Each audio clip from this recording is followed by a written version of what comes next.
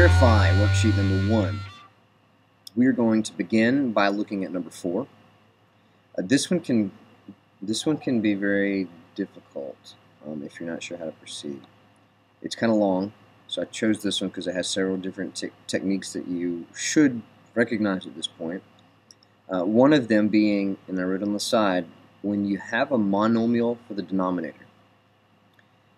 One of the techniques is to separate the fraction into two pieces. So I'd have the secant x over tangent as one fraction minus another fraction with cosine over tangent.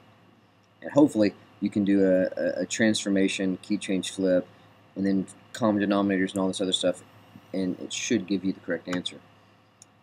Some of you may have chosen a different route to follow on this one, and it's by far, there's a lot of different ways to do this, so don't think that because your way is different that it's any less effective.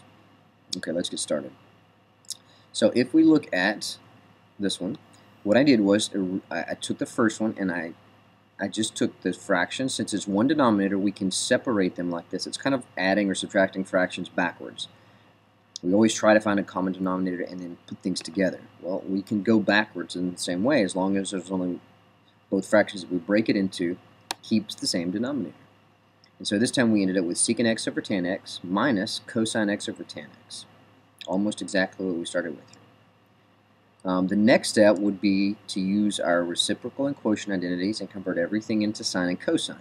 We've already got a cosine here, but we need to change the other three into their equivalent forms. So this is what it looks like. If I swap them over, you're going to get, of course we have four parts, right? So we have the left side and the right side. The left side secant becomes 1 over cosine.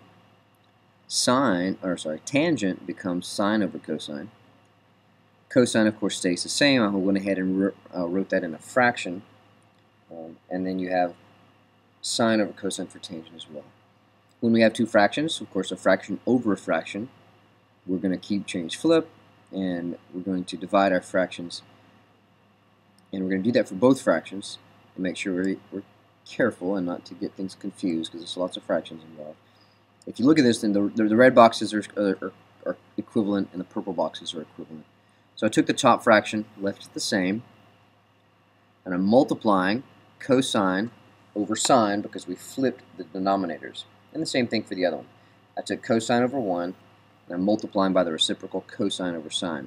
Notice when you multiply these together, you're going to get cosines to cancel for this one.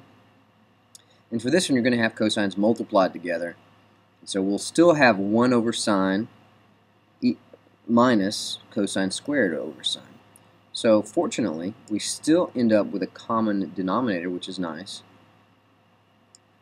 Right? But I still have two fractions, and if you go back and look at your original solution, I only have just sine of x left. So that means that I'm going to have to get it back into one fraction before we can move on.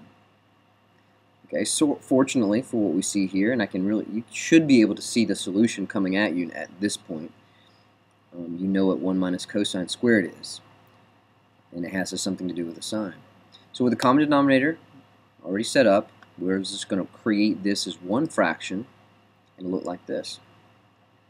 So now we're going to take our Pythagorean identity for 1 minus cosine squared. We're going to substitute that, and we're almost finished. And I get sine squared x over sine of x. One more step, and I get sine x equals sine x. Not the most difficult one we've done, but you've got lots of fractional stuff happening in the middle if you chose to do it this way.